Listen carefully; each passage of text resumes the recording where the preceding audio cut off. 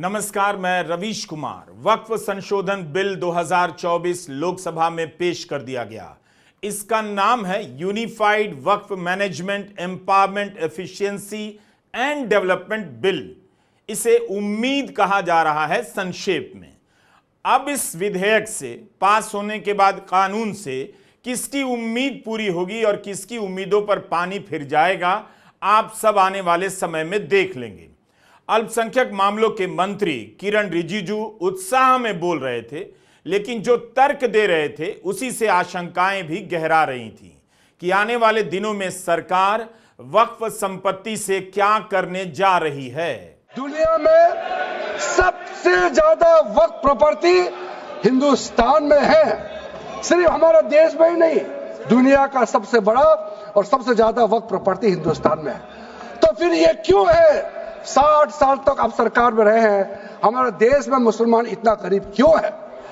जब दुनिया का सबसे ज्यादा वक्फ प्रॉपर्टी हमारे देश में है, तो हमारे गरीब मुसलमानों का पढ़ाई के लिए, मेडिकल ट्रीटमेंट के लिए, स्किलिंग के लिए, इनकम जनरेशन के लिए क्यों काम नहीं हुआ आज तक? बताइए।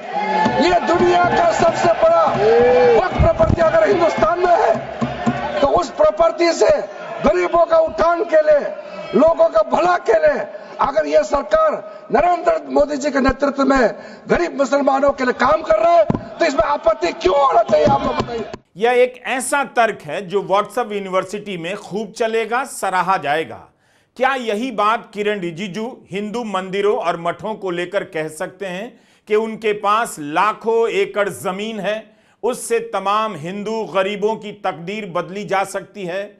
क्या जो हिंदू मठों और मंदिरों के पास लाखों करोड़ की संपत्ति जमा है, उसे लेकर किरण रिजिजू इस तरह का जोशीला भाषण दे सकते हैं? मठों और मंदिरों की जमीन को लेकर आए दिन कब्जा और कब्जे को लेकर मर्डर की खबरें आती रहती हैं, गोली बम सब चल जाता है। उनके प्रबंधन को लेकर कोई बेचैनी नहीं। लोकसभा में वक्फ संशोधन बिल उम्मीद पेश करते हुए किरण रिजिजू की यह दलील चिंता में डालने वाली है। 20 करोड़ आबादी की जिम्मेदारी आप कहीं उसकी वक्फ की हुई संपत्ति पर तो नहीं डालना चाहते हैं। साफ पता चलता है कि वक्फ के पास लाखों करोड़ एकड़ की जमीन पर किस तरह से नजर गड़ाई जा चुकी है, और अब गरीबी दूर करने के नाम पर इन संपत्तियों का क्या होने जा रहा है बताने की जरूरत नहीं। हम इस बिल के प्रावधानों और आपत्तियों की बातें करेंगे, लेकिन जरूरी है कि आप इसके बैकग्राउंड को थोड़ा समझ लें। आज की राजनीति में मुसलमानों को जरा देख लें, जिनकी गरीबी दूर करने के लिए मोदी सरकार एक कानून को लेकर इतने जोश में आ गई है। जिस देश में सड़क पर नमाज पढ़ने के नाम पर दिन रात मुसलमानों को अपमानित किया जाता है, मुसलमानों के पासपोर्ट रद्द कर देने की बात अफसर करता है, गौ रक्षा की अफवाह फैलाकर कोई गरीब मुसलमान मार दिया जाता है, किसी मुसलमान का नाम किसी मामले में आने भर से बुलडोजर से उसका घर गिरा दिया जाता है, सुप्रीम कोर्ट के रोकने के बाद भी गिराया जाता है, शाकाहार और व्रत के नाम पर उनकी दुकानें बंद करा दी जाती हैं, हाउसिंग सोसाइटी में मुसलमानों को किराए पर फ्लैट नहीं दिया जाता, खरीदना भी चाहे तो एकजुट होकर रोक दिया जाता है, उनकी इबादत गाहों पर हर दिन नए नए दावे किए जाते हैं। सरकार कभी बोलती तक नहीं, रोकती तक नहीं, बल्कि उसके लोग बयान दे देकर उकसाते रहते हैं। उस देश में मुसलमानों की भलाई के लिए वक्फ संशोधन बिल पेश किया गया है। इस बिल को लेकर जिस किसी को भी यह भरोसा था कि नीतीश कुमार और चंद्रबाबू नायडू इसका विरोध करेंगे, वो राजनीति में बहुत मासूम है। दोनों को समर्थन करना ही था। जो नीतीश कुमार 20 साल तक मुख्यमंत्री रहने के बाद खुद बिहार में भूमि सुधार लागू नहीं कर पाए, वादा किया था कि भूमि सुधार करेंगे। बंदोपाध्याय कमेटी बनाई गई, 2008 में इसकी रिपोर्ट आ गई, लेकिन नीतीश कुमार खुद भूमि सुधार कर भूमिहीन किसानों का भला करना भूल गए। अब यही नीतीश कुमार और उनकी पार्टी के सांसद मुसलमानों का भला करने के लिए वक्फ बिल का समर्थन कर रहे हैं। नीतीश कुमार की सेहत कैसी है, कब किसका पांव छू दें, गले मिल जाएं और राष्ट्रगान के समय हंसने लग जाएं, किसी को पता नहीं, लेकिन अब वे वक्फ बिल का समर्थन कर रहे हैं। पीछे कैसे चीजें मैनेज हो रही हैं वो ना आप जान पाएंगे ना आगे भी पता चलेगा। बिहार के 7 बड़े मुस्लिम संगठनों ने पत्र लिखकर वक्फ का विरोध करने के लिए कहा, मगर नीतीश कुमार ने नहीं कहा। यह बहुत जरूरी बात बता रहा हूं, बीजेपी और जेडीयू केवल मुसलमानों का ही भला क्यों करना चाहती है? बिहार में बंदोपाध्याय कमेटी की रिपोर्ट तैयार है, उसे लागू कर बिहार के करोड़ों भूमिहीनों का भला क्यों नहीं करना चाहती है? क्या वे अपनी गरीबी दूर करने का इंतजार नहीं करते? अगर बिहार में भूमि सुधार लागू हो गया तो नीतीश कुमार के आसपास दिखने वाले तमाम सवर्ण नेता उसी वक्त उनके खिलाफ हो जाएंगे। 2009 के चुनाव में नीतीश कुमार को बाकायदा बयान देना पड़ा कि आपकी जमीन सुरक्षित है। यहां आपकी जमीन किसकी जमीन है? सवर्णों की जमीन है। नीतीश कुमार ने कहा था कि हम बटाईदार किसानों को नहीं बांटने जा रहे हैं, आश्वस्त रहिए।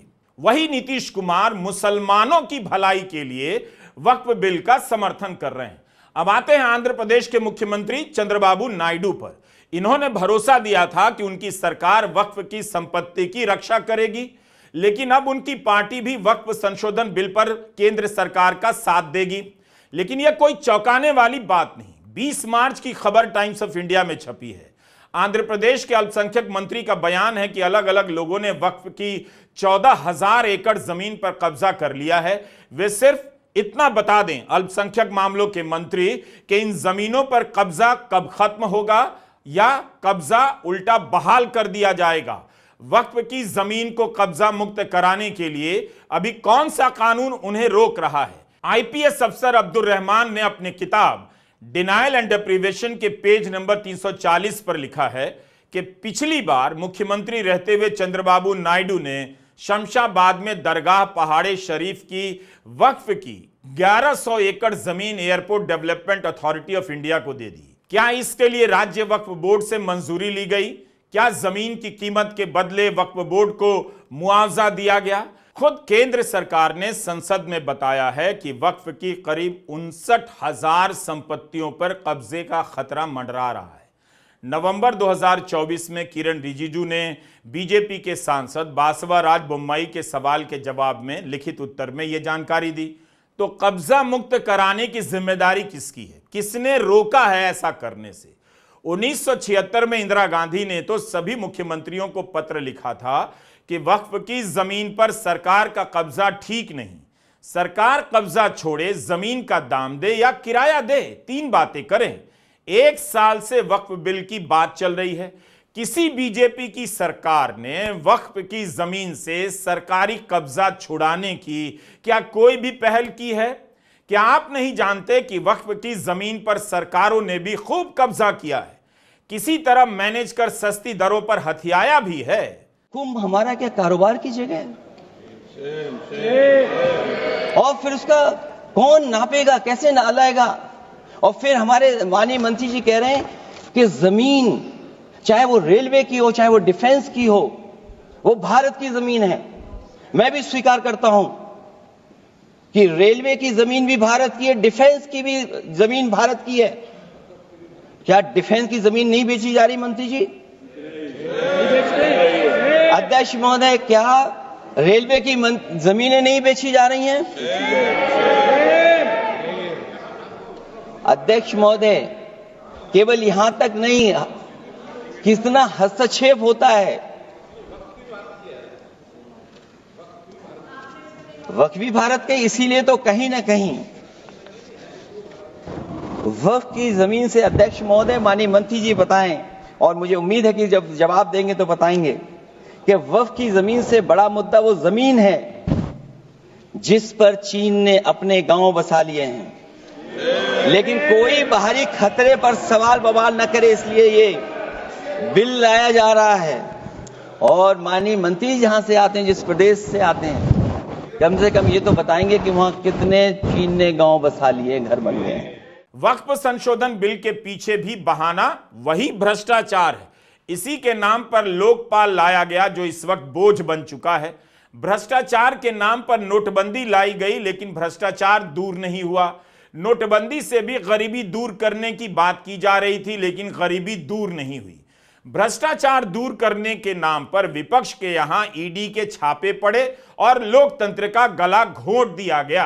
वक्फ बोर्ड में भ्रष्टाचार रहा है, आधे अधूरे तरीके से काम भी हुआ है, लेकिन इस खेल में वक्फ बोर्ड के अलावा सरकार के लोग भी शामिल रहे हैं। सच्चर कमेटी ने अपनी रिपोर्ट में लिखा है कि वक्फ संपत्तियों पर अतिक्रमण केवल निजी व्यक्तियों द्वारा नहीं किया जाता, बल्कि समिति ने यह भी देखा है कि देश भर में सरकार और उनके विभाग इन्हें अधिग्रहित कर लेते हैं। जब सरकार ऐसा करती है तो इससे प्राइवेट पार्टियों का भी हौसला बढ़ता है। सरकार के अलावा लोगों ने भी कब्जा किया और इसे लेकर कोर्ट में मुकदमे भी चल रहे हैं। लेकिन नए संशोधन बिल से क्या मुकदमे कम हो जाएंगे? भारत में अभी कौन सा ऐसा कानून बन गया है, जरा बताइए, जिससे मुकदमे कम हो जाते हैं? कोर्ट से जीत जाने के बाद भी वक्फ की संपत्ति वापस नहीं की जाती है। पब्लिक प्रेमाइस एक्ट 1971 के तहत जमीन पर कब्जा करना अपराध है। 2010 में संयुक्त संसदीय समिति दल का सुझाव था कि वक्फ की संपत्ति को इसके दायरे में लाया जाए ताकि कब्जा करने वालों के खिलाफ कार्रवाई हो। कितनी राज्य सरकारों ने ऐसा किया? ज्यादातर सरकारों ने नहीं किया, क्योंकि कब्जा करने वालों में, हड़पने वालों में खुद सरकार भी शामिल रही है। वक्फ संशोधन बिल पेश करते समय किरण रिजिजू ने जोर देकर कहा कि जो संपत्ति पहले से पंजीकृत है उस पर नया कानून लागू नहीं होगा, लेकिन इसमें एक शर्त है, अगर वह विवादित नहीं है तब। यह साफ नहीं हुआ कि अगर कोई उस पुरानी संपत्ति को लेकर विवाद खड़ा कर देगा तो कौन सा कानून लागू होगा। नए नए दावे होंगे, कलेक्टर रोज सुनवाई करेगा, फैसला करेगा और एक समुदाय को बेचैनियों में लगातार जकड़ा जाएगा। 1991 में उपासना स्थल कानून आया कि 15 अगस्त 1947 तक किसी भी धार्मिक स्थल की जो स्थिति रही है वही रहेगी, लेकिन अब इसे भी अलग दरवाजे से चुनौती दी जा रही है। इस कानून के होते हुए पूर्व चीफ जस्टिस डी.वाई. चंद्रचूड़ ने ज्ञानवापी मस्जिद के सर्वे का काम नहीं रोका। ज्ञानवापी के सर्वे के आदेश देते हुए चंद्रचूड़ ने कहा कि अगर उपासना स्थल में परिवर्तन करने की चेष्टा ना हो तो यह कानून 15 अगस्त 1947 के दिन किसी उपासना स्थल के स्टेटस की जांच करने से मना नहीं करता। सुप्रीम कोर्ट में इस एक्ट को लेकर सुनवाई चल रही है। अगर इसमें रियायत दे दी गई तो देश में हर जिले में संभल की तरह मस्जिदों के नीचे मंदिर खोजे जाने की अंतहीन राजनीति शुरू होगी और आपके बच्चे लंबे समय तक इसी में उलझे रहेंगे।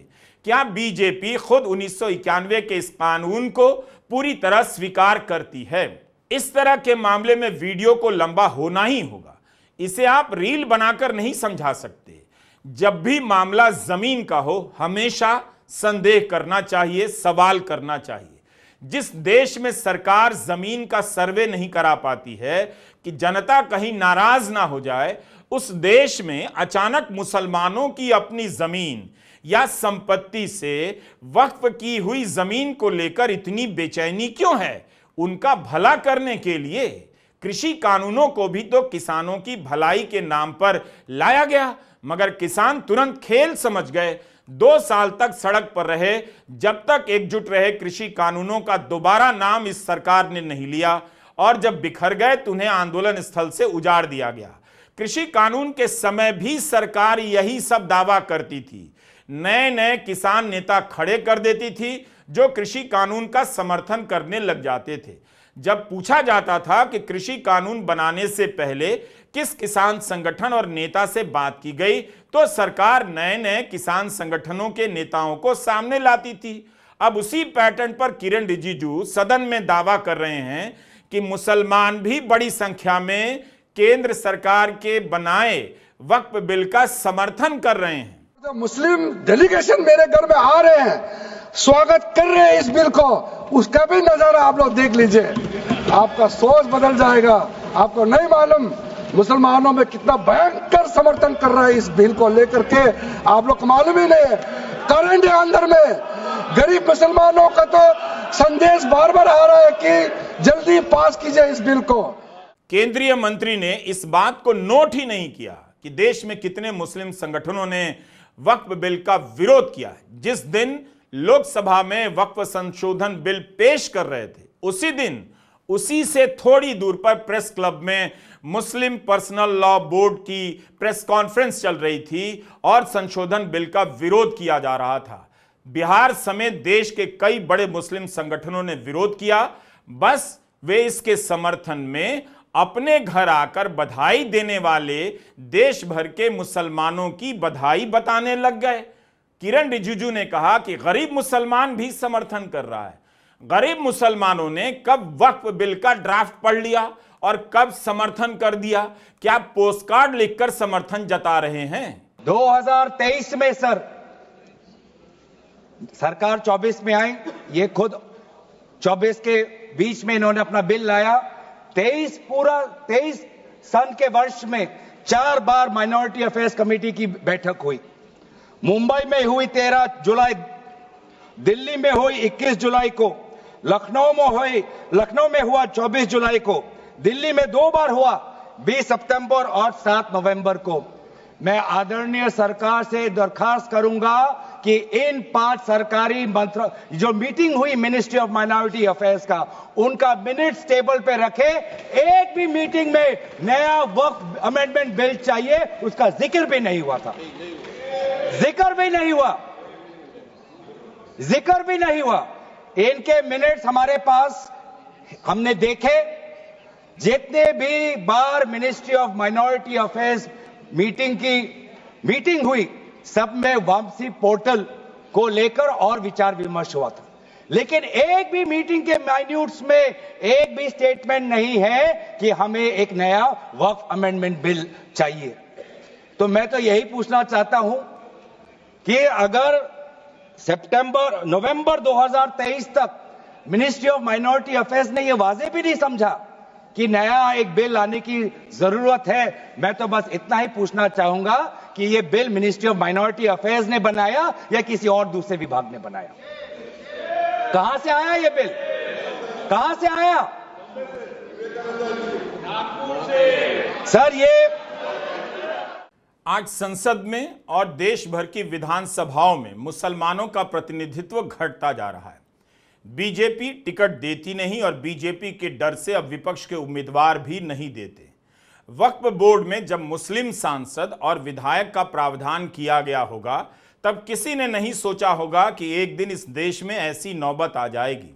लेकिन किरण रिजिजू ने मुस्लिम सांसदों का प्रावधान नहीं हटाया, बस ये कहा कि कोई भी सांसद इसका सदस्य बन सकता है। यानी जो कोटा मुस्लिम सांसदों के लिए था वो अब किसी भी सांसद के लिए होगा। ठीक इसी दलील से जब आरक्षण नहीं देना होता है तो नॉट फाउंड सुटेबल के नाम से वो सीट खा ली जाती है। अब यही वक्फ बोर्ड में होगा। एनएफएस के नाम पर गैर मुस्लिम सांसद सदस्य बना दिए जाएंगे, मुसलमानों के खिलाफ नारे लगाएंगे, भड़काऊ भाषण देंगे और सांसद के नाते वक्फ बोर्ड में सदस्य भी बन जाएंगे। कल्पना कीजिए, कपिल मिश्रा और रमेश विधुड़ी जैसे लोग वक्फ बोर्ड के सदस्य बनेंगे। रमेश विधुड़ी ने सदन में बतौर सांसद रहते हुए एक मुस्लिम सांसद को अपशब्द कहा, तब क्या किरण रिजिजू इस तरह से जोशीला भाषण देने आए थे? क्या रमेश विधुड़ी ने मुसलमानों की भलाई के लिए उन्हें गाली दी थी दानिश अली को? सर, जो वक्फ बोर्ड बने हैं, हम उसको बहुत ही सेकुलर, इंक्लूसिव बनाना चाहते हैं। आपका पुराना प्रावधान को हटा करके अब हमने कहा है कि वक्फ बोर्ड में शिया भी रहेंगे, सुन्नी भी रहेंगे, बोहरास भी रहेंगे, आगा खानिस भी रहेंगे, मुसलमानों में जो बैकवर्ड है, पिछड़े लोग हैं, वो भी रहेंगे, और सांसद में महिला भी रहेंगे और एक्सपर्ट नॉन मुस्लिम भी रहने का प्रावधान रखा गया है। सब स्वागत करना चाहिए, इसको किसी को आपत्ति होने का कोई जरूरत नहीं है। उसके बाद सर, मैं थोड़ा सा इसको विस्तार करके बताना चाहता हूं। मेरा ही खुद का एग्जांपल मैं देता हूं। मान लो मैं मुस्लिम नहीं हूं, लेकिन मैं माइनॉरिटी अफेयर्स मिनिस्टर हूं, तो मैं सेंट्रल वक्फ काउंसिल का चेयरमैन होता है। तो मेरे होने के बावजूद उसके बाद टोटल 4 नॉन मुस्लिम हो सकता है वक्फ काउंसिल में मेंबर, और उसमें मैक्सिमम 4 नॉन मुस्लिम के साथ साथ में 2 महिला कंपलसरी है, 2 महिला होना ही चाहिए सर। उसके बाद सर स्टेट अभी आप पूरा वक्फ बोर्ड देख लीजिए, महिला कहाँ है? महिला को दिन रखा ही नहीं है, वो सिर्फ बातें करते हैं सर 22 सर मैं स्पेसिफिक बताना चाहता हूं, सेंट्रल वर्क काउंसिल में टोटल 22 मेंबर्स में 4 नॉन मुस्लिम से ज्यादा मेंबर नहीं हो सकते हैं। एक्स ऑफिशियो का पद को मिला करके 3 मेंबर ऑफ पार्लियामेंट होगा। मेंबर ऑफ पार्लियामेंट तो किसी धर्म का हो सकता है। जब इलेक्शन करते हैं तो कोई भी धर्म का मेंबर ऑफ पार्लियामेंट या एमएलए बन सकते हैं सर।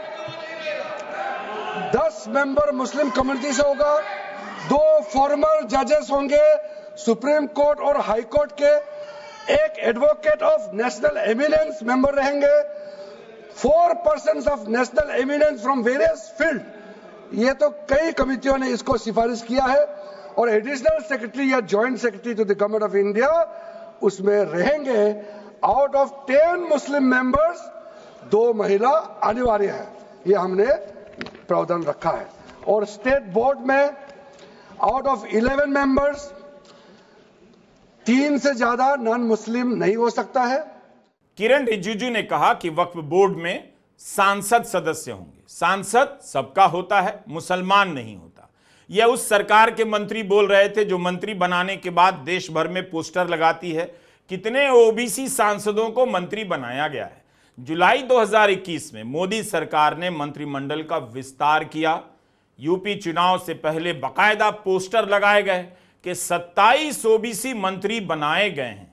जब आपको सुविधा होती है तो सांसद ओबीसी हो जाते हैं, और जब सुविधा होती है तो सांसदों का मुसलमान होना जरूरी नहीं हो जाता, क्योंकि सांसद होता है उसका कोई धर्म नहीं होता, उसकी कोई जाति नहीं होती। कमाल है। वक्फ संशोधन बिल की एक खूबी बताई जा रही है कि 2 महिलाओं को जगह मिलेगी। हालांकि पहले भी रोक नहीं थी, लेकिन इस बार इसे अनिवार्य किया गया।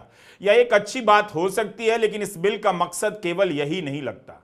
खुद बीजेपी ने कितनी महिला मुस्लिमों को टिकट दिया विधानसभा में और लोकसभा में, राज्यसभा या विधान परिषद में तो भेज ही सकती थी। अगर बीजेपी या मोदी सरकार मुस्लिम महिलाओं के प्रतिनिधित्व को लेकर चिंतित होती तो उनके पास देश में हजारों संस्थाएं हैं, उनमें से केवल 50-100 पर इन्हें बिठाकर इस कमी को दूर कर सकती थी। जिस पार्टी का मुस्लिम महिलाओं को प्रतिनिधित्व देने के मामले में इतना खराब रिकॉर्ड है, वह वक्फ में महिलाओं को जगह देकर महिलाओं का प्रतिनिधित्व बढ़ाना चाहती है, लेकिन विधानसभा और संसद में नहीं चाहेगी। बीजेपी एक बात बताए कि उसकी सरकारों में, राज्यों में भी कितनी महिला मुस्लिम आईपीएस को जिले का चार्ज दिया गया है, कितनी महिला या पुरुष आईएएस को जिले का चार्ज दिया गया है, कितनी महिला या पुरुष आईएएस को वरिष्ठ पदों पर तैनात किया गया है, कितनी महिला या पुरुष विद्वानों को, मुस्लिम विद्वानों को वाइस चांसलर बनाया गया है। एएमयू, जामिया और हैदराबाद की उर्दू यूनिवर्सिटी को छोड़ दें तो बीजेपी को बताना चाहिए कि उसके शासित राज्यों में राज्यपालों ने कितने मुस्लिम प्रोफेसर को वाइस चांसलर बनाया है। कहा जा रहा है आगा खानी वक्फ और बोहरा वक्फ का गठन करने का आइडिया अच्छा है। यही बीजेपी सरकार देश में यूनिफॉर्म सिविल कोड की वकालत करती है, तब कहती है कि सबके लिए अलग अलग कानून क्यों होगा, एक कानून होना चाहिए। लेकिन वक्फ के लिए अलग अलग संप्रदाय के नाम पर बोर्ड बनाती है और उसकी तारीफ होती है। इससे यही पता चलता है कि धार्मिक रीति रिवाज के कानून हर संप्रदाय के अलग होते हैं, और यही दलील यूनिफॉर्म सिविल कोड के खिलाफ दी जाती है। कुछ व्यवस्थाएं अलग अलग धार्मिक रीति रिवाजों के अनुसार होनी चाहिए, एक कानून से सबको नहीं बांधा जाता कहा जाता है। लेकिन इस अंतर्विरोध को बीजेपी कैसे पचा ले गई? क्या इसलिए कि कोई उससे पूछता नहीं? नए बिल में कहा जा रहा है कि जो मुसलमान होगा वही वक्फ कर सकेगा। यही बात 1995 के एक्ट में था। किरण रिजिजू ने कहा जो 2013 में हटाया गया उसी को वापस किया गया है। गौरव गोगोई ने कहा, जो कांग्रेस के सांसद हैं, कि 2013 के प्रस्ताव को लेकर मंत्री गलत बयानी कर रहे हैं। आपने कहा कोई भी हिंदुस्तानी, कोई भी भारतीय वक्फ क्रिएट कर सकता है। वो 95 में ऐसा नहीं था, आपने 13 में बदलाव किया, उसको हमने फिर से 1995 का प्रावधान को फिर से रिवाइव करते हुए ये हमने जोड़ा है कि वक्फ वही क्रिएट कर सकता है जो मिनिमम 5 साल इस्लाम को प्रैक्टिस करता है। बहुत साफ साफ शब्दों में प्रावधान रखा है। सर, जो वक्फ बोर्ड बने हैं, हम उसको बहुत ही सेकुलर, इंक्लूसिव बनाना चाहते हैं।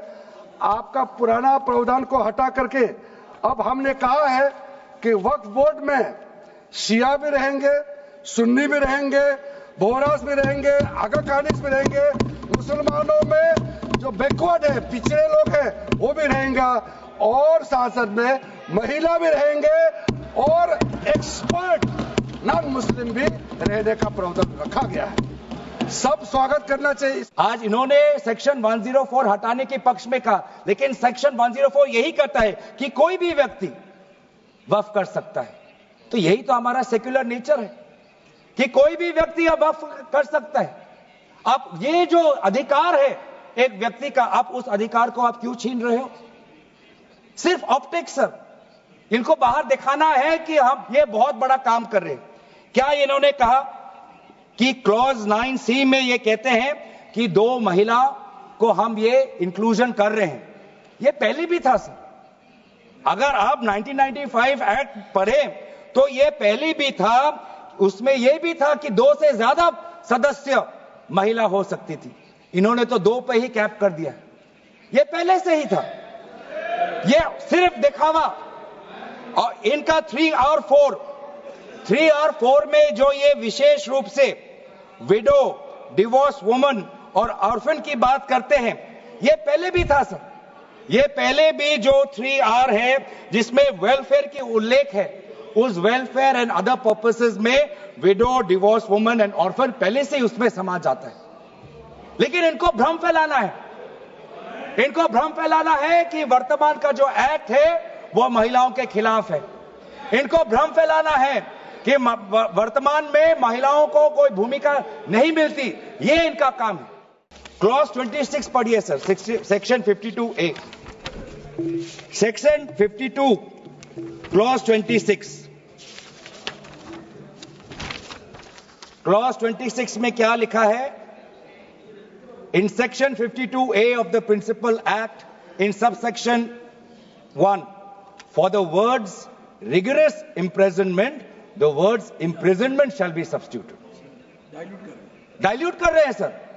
पेरेंट एक्ट बोलता था कि रिगरस इंप्रिजनमेंट हो, और अगर आप बार बार ये कह रहे हैं कि फलाना हो रहा है, धमकाना हो रहा है, तो आप इसको क्लॉज को क्यों कमजोर कर रहे हैं? सिर्फ भ्रम फैलाना है सर।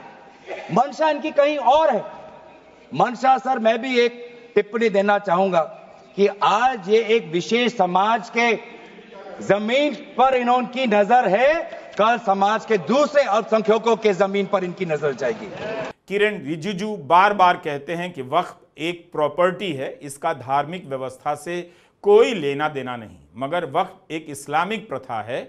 इसके तहत दी जाने वाली जमीन को, संपत्ति को आप कैसे कह सकते हैं कि धार्मिक व्यवस्था से कोई लेना देना नहीं? अध्यक्ष महोदय जी, ये वक्फ बोर्ड का जो प्रावधान किसी मस्जिद, किसी मंदिर, किसी धार्मिक स्थल का व्यवस्था का कोई लेना देना नहीं है।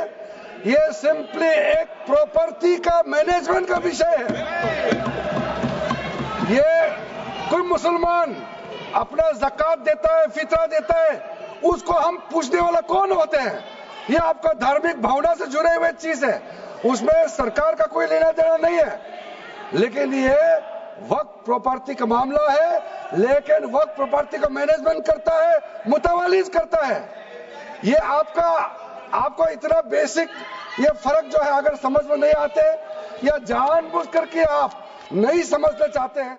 जिस संपत्ति का निर्माण धार्मिक व्यवस्था से है, उसका संबंध धार्मिक व्यवस्था से नहीं है, तब फिर मठों और मंदिरों के पास जो जमीन है उसके बारे में भी कह दीजिए कि धार्मिक व्यवस्था से लेना देना नहीं है।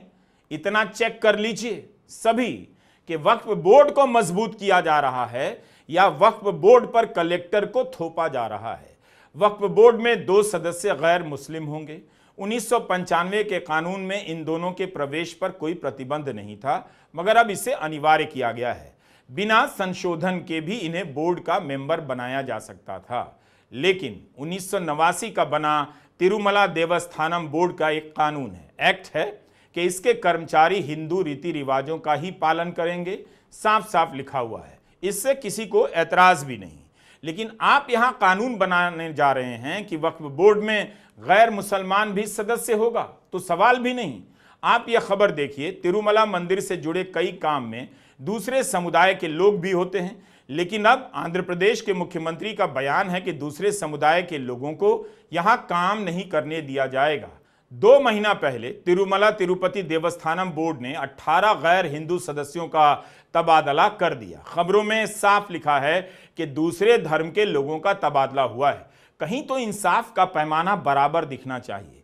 जब आप हिंदू धार्मिक स्थल में गैर हिंदू को सदस्य नहीं बना रहे हैं, तो मुसलमानों की वक्फ की संपत्ति के प्रबंधन में गैर मुसलमानों को क्यों ला रहे हैं? यही तो असदुद्दीन ओवैसी कह रहे हैं कि अगर कोई मुसलमान तिरुमला देवस्थानम बोर्ड में सदस्य नहीं हो सकता, तो वक्फ बोर्ड में कोई गैर मुस्लिम कैसे हो सकता है? प्रश्न वही रहेगा, जो हिंदू टेंपल्स हैं उनमें खास तौर से ये शर्त लिखी हुई है, जो हिंदू टेंपल्स हैं उनमें खास तौर से ये शर्त लिखी हुई है कि केवल हिंदू ही उन टेंपल बोर्ड्स का मेंबर बनेगा। और हिंदू की परिभाषा आर्टिकल 25 की संविधान की नहीं होगी, जिसमें सिख, जैन और बुद्धिस्ट शामिल हैं, बल्कि वो सिर्फ हिंदू होगा। उसकी परिभाषा जो है वो संविधान वाली नहीं होगी। एक सिख और एक बौद्ध और एक जैन हिंदू टेंपल के बोर्ड में मेंबर नहीं बन सकता। केंद्रीय मंत्री वक्फ प्रॉपर्टी की बाजार की कीमत बता रहे हैं, वक्फ की जमीन को लेकर सपने दिखा रहे हैं। क्या सरकार बजट में वक्फ की संपत्ति से कितना राजस्व आया, अब उसका अलग से हिसाब देगी? किरण रिजिजू ने कहा कि 1 साल के भीतर वे दिखाने वाले हैं कि इसका क्या असर होने वाला है। वक्फ के प्रबंधन में गैर मुसलमान को रख रहे हैं, लेकिन कानून बना रहे हैं कि गैर मुसलमान वक्फ नहीं कर सकता। जब वो वक्फ नहीं कर सकता, वक्फ एक पूरी तरह से इस्लामिक प्रथा है, उससे वह अनजान है, तो उसे इसी बोर्ड में क्यों सदस्य बनना है? निजी वक्फ के नियम के तहत अगर कोई व्यक्ति यह महसूस करता है कि उसकी औलाद उसकी संपत्ति की हिफाजत नहीं करेगी, तो वह उसे वक्फ कर सकता है। इसका मतलब होता है कि उस व्यक्ति के बच्चे, पोते पोतियां, पड़पोते पड़पोतियां, नवासे नवासियां उस संपत्ति को बेच नहीं सकते या किसी को उपहार में नहीं दे सकते। एक बार वक्फ हो जाने पर वह संपत्ति हमेशा वक्फ रहती है, मगर उसका मुनाफा औलाद को मिल सकता है। वक्फ केवल लड़कों या लड़कियों या फिर दोनों के नाम भी किया जा सकता है। इस तरह से वक्फ कर देने से जमीन या संपत्ति बनी रहती है और इसके मालिक ने जो मकसद चुना था उसी के लिए उसका इस्तेमाल होता है। एक बार वक्फ कर देने पर वक्फ करने वाले के उस संपत्ति पर से सारे अधिकार खत्म हो जाते हैं। जब संपत्ति करने वाले का वंश खत्म हो जाता है, तब वह संपत्ति वक्फ की हो जाती है और चैरिटी में चली जाती है। नए कानून में कहा गया है कि वक्फ बाय यूजर के सिद्धांत को बरकरार रखा जाएगा। इसका मतलब होता है वक्फ करने वाले के मकसद के अनुसार ही उसका इस्तेमाल होगा। लेकिन इसमें एक शर्त डाल दी गई है कि वक्फ को लेकर कोई विवाद ना हो, किसी का दावा ना हो। इसे लेकर आशंका जताई जा रही है कि अगर कोई वक्फ की किसी संपत्ति को लेकर विवाद खड़ा कर दे, तो क्या वक्फ पर भी सवाल खड़ा हो जाएगा? क्या संभल और ज्ञानवापी के मामले में यही नहीं हुआ? विवाद के मामले में अब कलेक्टर के पास जाना होगा, जो अपनी सूझबूझ से मामला निपटाएगा। इसके अलावा नया वक्फ बनाने के लिए किसी व्यक्ति को 5 साल से मुसलमान होना होगा, जबकि इस्लामी कानून में ऐसा कोई प्रावधान नहीं। लीगल अवेयरनेस चैनल पर फैजान मुस्तफा ने इसे लेकर सवाल उठाया है। अब प्रश्न उठता है कि अगर कोई वक्फ सिर्फ फैमिली के लिए है, तो बिकानी मियां के केस में 1896 में जस्टिस अमीर अली ने कहा कि एक्सक्लूसिवली फैमिली के लिए भी वक्फ है तो वैलिड है। प्रीवी काउंसिल ने कहा यह वक्फ नहीं है, बल्कि प्रीवी काउंसिल ने जो फैसला दिया अबुल फतह मोहम्मद इसहाक 1894 का, कि ये जो बाद में चैरिटी और गिफ्ट के लिए प्रॉपर्टी जा रही है अपने फैमिली मेंबर्स, पोते और पोतियां और नवासे और नवासियों के बाद, वो इल्यूजनरी है, बहुत कम है, इसलिए ये वक्फ नहीं माना जाएगा। हंगामा हुआ, ब्रिटिश सरकार को एक लॉ लाना पड़ा, मुसलमान वक्फ वैलिडेटिंग एक्ट 1913, जिसने कहा कि अगर कोई वक्फ सब्सटेंशियली फैमिली के लिए है और पार्शली चैरिटी के लिए है तो वो वैलिड है। अब अगर वक्फ अलल औलाद में जो मैंने आपको बता दिया कि वो सब्सटेंशियली फैमिली के लिए होगा और पार्शली चैरिटी के लिए हो सकता है, उसमें हम ये प्रोविजन कर रहे हैं कि अगर औरतों को और एयर्स को एक्सक्लूड करने के लिए है तो उसकी इजाजत नहीं होगी। तो सवाल वही उठता है जो हिंदू सक्सेशन एक्ट में और उत्तराखंड यूसीसी में टेस्टामेंट्री पावर एक हिंदू को दी हुई है कि वो अपनी वसीयत से अपनी प्रॉपर्टी जिसको चाहे दे दे, सब बेटी को दे दे या सब बेटों को दे दे या सब पोते को दे दे या सब नवासी को दे दे, क्या उसमें भी हम परिवर्तन करेंगे? और अगर हम उसमें परिवर्तन नहीं कर रहे तो फिर एक देश और एक विधान के प्रिंसिपल को कहीं पर हम अंडरमाइन कर रहे होंगे। तो नए बिल में कलेक्टर की जांच का प्रावधान किया गया है कि अगर कलेक्टर गलत करेगा तो उसके ऊपर के अधिकारी जांच करेंगे। तो क्या यह पूरी व्यवस्था प्रशासन के हाथ में नहीं जा रही है? वक्फ बोर्ड और ट्रिब्यूनल का क्या मतलब रह जाता है? ट्राइब्यूनल है, ट्राइब्यूनल में 2 मेंबर का हमने प्रस्ताव रखा था, तो कमेटी ने कहा कि 2 मेंबर ठीक नहीं है, इसमें 3 मेंबर होना चाहिए। ये प्रस्ताव भी मंजूर किया गया है। तो वक्फ ट्राइब्यूनल में 3 मेंबर होगा फिक्स टेन्योर के साथ, और उसमें आज टोटल लिटिगेंट्स 14,417 केसेस है। आप सोच के देखिए, तो ट्राइब्यूनल में जल्दी जल्दी केस डिस्पोज हो। 3 मेंबर्स का ट्राइब्यूनल बनाया गया है। उसके बाद में उसका टेन्योर को फिक्स किया गया है। उसके बाद में जो एक बहुत स्ट्रिंजेंट प्रोविजन था, पहले ऑटोमेटिक अपील करने का राइट नहीं था, स्पेशल रिव्यू पिटीशन ही कर सकते थे ट्राइब्यूनल के ऑर्डर के बाद। तो आज हमने एक अच्छा सोच के साथ खुला मन से ये कहा है कि अब अगर आप वक्फ बोर्ड का निर्णय से खुश नहीं है, वक्फ ट्राइब्यूनल का निर्णय से खुश नहीं है, तो आप अदालत जा सकते हैं। ये रास्ता भी हमने खोल दिया है। महोदय, आपके माध्यम से सरकार गारंटी दे कि वक्फ की जमीन कभी भी किसी भी पैतरेबाजी से किसी और मकसद के लिए किसी और को नहीं दी जाएगी। वक्फ की वर्तमान व्यवस्था में चाहे 5 साल के धर्म पालन की पाबंदी की बात हो, या कलेक्टर से सर्वेक्षण के हस्तक्षेप की बात हो, या वक्फ परिषद या बोर्ड में बाहरियों को शामिल करने की बात हो, इन सब का उद्देश्य मुस्लिम भाइयों के सार्वजनिक अधिकार को छीनकर उनके महत्व और नियंत्रण को कम करना है।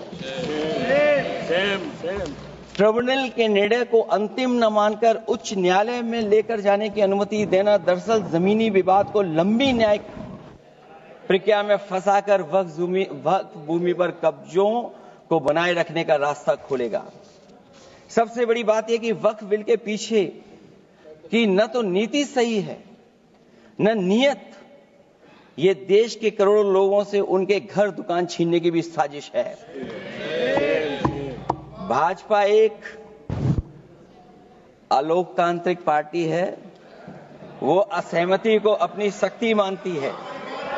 जब देश के अधिकांश राजनीतिक दल वक्फ बिल के खिलाफ हैं, तो उसे लाने की जरूरत क्या है? जो जिद क्यों कर रहे हैं सरकार? वक्फ बिल का लाना भाजपा की सियासी हट है। वक्फ बिल भाजपा की सांप्रदायिक राजनीति का नया रूप है। सरकार के इस संशोधन बिल को कानून में बदलना मुश्किल नहीं, उसके पास बहुमत का जुगाड़ है। लेकिन इस बिल के पीछे के बताए गए मकसद और जो होगा, अभी उस फासले को देखना बाकी है। कहीं ऐसा तो नहीं कि एक समुदाय की जमीन हथियाने का या औजार बन जाएगा। बीजेपी आज ताकतवर है, लेकिन उसे थोड़ी चिंता करनी चाहिए कि इस ताकत से किसी का घर न गिर जाए। किसी को मायूस कर आप खुशी तो मना सकते हैं, लेकिन इंसाफ के पैमाने पर यह कहीं से बात बराबर नहीं बैठती है। नमस्कार, मैं रवीश कुमार।